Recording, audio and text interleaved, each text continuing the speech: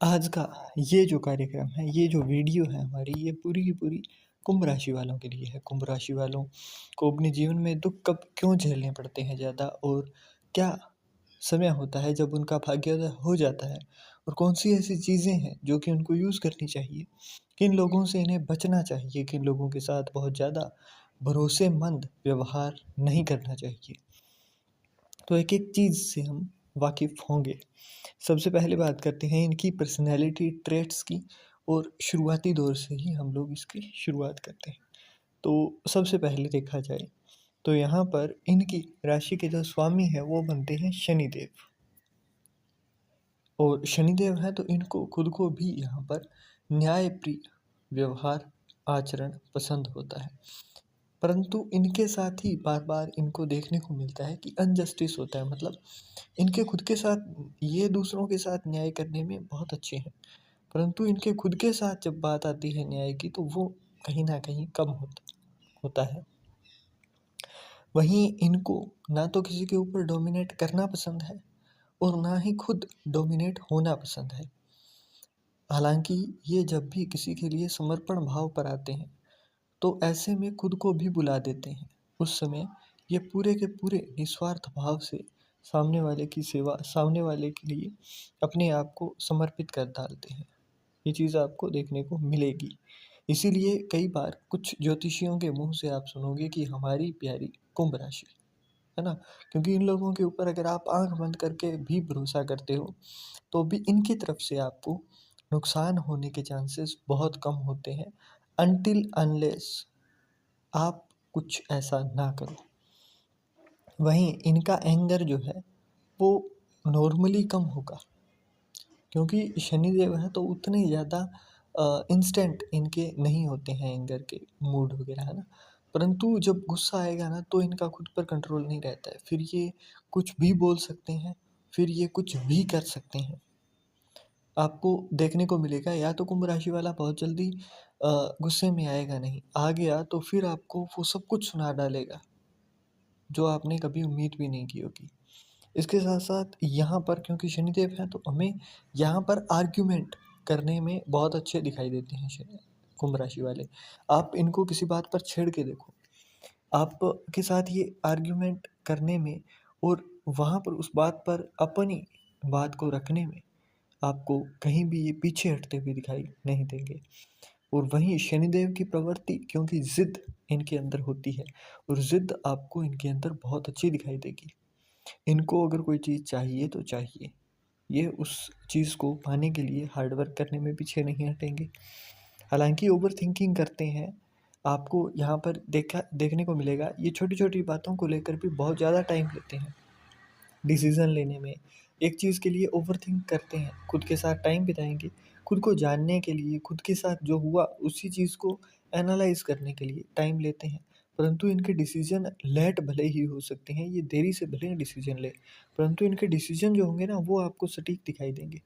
उनके अंदर ये नहीं होगा कि इसने डिसीज़न लिया और सब कुछ डुबो दिया, नहीं होगा आपको, बहुत रेयर मिलेगा, है ना? यहाँ पर कई बार ग्रहों का गोचर जो होता है वो मात दे दे सकता है इनको, परंतु इनकी निर्णय लेने की क्षमता जो है वो बहुत अच्छी देखने को मिलेगी, और सोच समझ कर काम करते हैं ये। इनकी अगर खुद से भी कुछ गलती हो जाती है तो ये लोग अपने आप से ही आपको गलती मानते हुए दिखाई दे जाएँगे। आपको ये नहीं कहना पड़ेगा कि तुम गलती नहीं मान रहे हो। जैसे कि मकर राशि वालों में ये थोड़ी-सी चीज़ ज़्यादा देखने को मिलती है कि गलती नहीं मानेंगे। इसी तरीके से सिंह राशि वाले भी गलती कम मानते हैं अपनी, है ना? और यहाँ पर क्या होगा कि ये लोग एहसान भी कम लेंगे। हालाँकि होता क्या है कि शनिदेव की जब जीवन की बात करते हैं आप, तो वहाँ पर देखने को मिलता है उनके ऊपर बहुत ज़्यादा उनकी केयर किसी ने की नहीं। तो अब धीरे-धीरे ये लोग भी अपने आप से ऊपर उठना शुरू करते हैं। ये बहुत ज़्यादा एहसान लेना, बहुत ज़्यादा किसी की वो जो होता है ना कि प्रोटेक्शन के अंदर रहना पसंद नहीं होता है इनको। ये खुद से जिएँगे, खुद से लड़ेंगे और खुद से ऊपर उठने की कोशिश में लगे रहते हैं। जल्दी इनको चीज़ें नहीं मिलती हैं, है ना?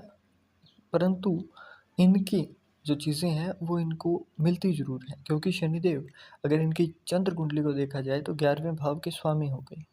फर्स्ट हाउस के।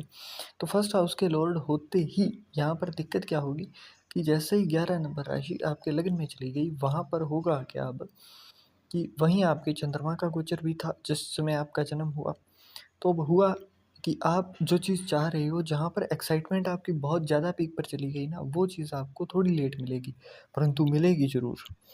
यहाँ पर इनके भाग्योदय की बात करूँ तो 27 से साल से मतलब जैसे ही चंद्रमा की उम्र शुरू होती है, तो वहाँ से 30 तक का पहला ब्रैकेट होता है जिसके अंदर आपको अच्छी ग्रोथ देखने को मिलती है।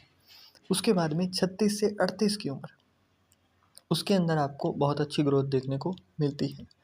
वहीं अब आपको बताया जाए कि आपको किन राशियों पर बहुत ज़्यादा भरोसा नहीं करना है। कौन सी ऐसी राशियाँ हैं जिनके साथ आपकी बहुत ज़्यादा अच्छी तरीके से नहीं बनेगी। तो मेष राशि, कर्क राशि और धनु राशि, इन 3 राशियों के ऊपर आपको बहुत ज़्यादा आँख बंद करके भरोसा नहीं करना है। वहीं अगर इनके दुःख की वजह को देखें कि क्यों इनकी लाइफ में इतना ज़्यादा दुःख आता है। एक तो सबसे बड़ी दिक्कत क्या है, ये भरोसा करते हैं किसी के ऊपर तो आँख मूंद कर लेते हैं। क्योंकि इनको लगता है जैसे मैं किसी के लिए कुछ भी करने को तैयार रहता हूँ, सारी दुनिया वैसी ही है। परंतु उसके चक्कर में ये बाद में धोखा खा लेते हैं। ये देखोगे आप इनको, अगर आपके घर के अंदर कोई बहन है, कोई भाई है जो कुंभ राशि वाला है, वो सामने वाले के लिए कुछ भी करेगा। मतलब बहन है तो वो अपने भाई के कपड़े धो रही है, वो उसके लिए सब कुछ कर रही है, परंतु at the end of story मिलता क्या है सुनने को कि तुमने क्या किया। तो वो चीज़ थोड़ा-सा अपने आप को वहाँ पर थोड़ा-सा सोच समझ कर ही इन चीज़ों के अंदर घुसिए। दूसरा, ओवरथिंकिंग ये लोग बहुत ज़्यादा करते हैं। जैसा कि मैंने कहा कि चंद्रमा उस समय जब आपका जन्म हुआ तो वो कुंभ राशि में है, इसी वजह से आपको तो मतलब यहाँ पर हुआ क्या कि शनि और चंद्रमा कहीं न कहीं एक पास आ गए। तो शनि 8 नंबर को भी दिखाता है ना? नंबर 8, वहाँ पर क्या होगा कि आप अपने ही एक लूप में घुस जाओगे। 8 को जब आप देखते हो ना तो एक इन्फिनिटी का साइन बनता है वहाँ पर। तो आप ओवरथिंकिंग के मामले में एक इन्फिनिटी के अंदर ही चले जाते हो, अपने ही एक लूप में घुस जाते हो। ये इसने मुझे ऐसा क्यों कहा, वो ऐसा क्यों बोल गया, मैंने तो उसके साथ ऐसा नहीं किया था। तो ये चीज़ें क्या है कि आप एक के बाद एक परतें खुलती जाती हैं और आप इनके अंदर बहुत अंदर तक चले जाते हो। बहुत ज़्यादा ही सोचने लगते हो। सामने वाला कह के चला गया, परंतु आपको वो चीज़ इतनी हर्ट हुई कि वो आपको कई दिनों तक बार-बार ट्रिगर करती रहेगी। जब भी वो इंसान वापस आपके सामने आएगा, जब भी आप उसकी शक्ल देखोगे, जब भी उसकी बात छिड़ेगी तो फिर से वो चीज़ें आपको एक तरीके से हर्ट करना शुरू कर देती हैं। इस वजह से आप कई बार डिप्रेस्ड भी हो जाते हो और छोटी-छोटी चीज़ों से कई बार आप सैटिस्फाई नहीं होते हो, जिससे कि आपको एक्सपेक्टेशंस बहुत ज़्यादा हो जाती हैं, जिसकी वजह से आप सैटिस्फाई कम हो पाते हो। आपको ट्रस्ट थोड़ा कम करना है, दया भी उन चीज़ों पर ही दिखानी है जो कि उसके लायक हो, है ना? जैसे कि हम कहते हैं ना कि आस्तीन के साँप को अगर आप कितना भी दूध पिला लो, वो एक दिन तक ज़रूर मरेगा। तो अगर आपके साथ कोई एक बार कर जाता है ना कुछ, आपकी फितरत में है कि आप उसको दोबारा फिर से मौका देते हो, परंतु मत दिया करो। क्योंकि जो इंसान आपके साथ एक बार कर चुका है, उसको वही चीज़ दोबारा दोहराने में बहुत ज़्यादा दिक्कत नहीं होगी। क्योंकि उन्हें लगता है कि आप तो फिर से मान जाएँगे। आपने फिर से उन्हें माफ़ कर ही देना है। तो ऐसे में आप बार-बार चाहे कितने भी मौके दे लो, आपकी सामने वाले से उतनी नहीं बनेगी। सामने वाला आपको आप खुद से नोटिस करना, आपने जिनको भी मौके दिए हैं, वो आपको फॉर ग्रांटेड लेने लग जाते हैं कि इसका क्या है, इसका तो 4 मिनट में मान जाएगा ये तो, इसके साथ कुछ भी कर लो।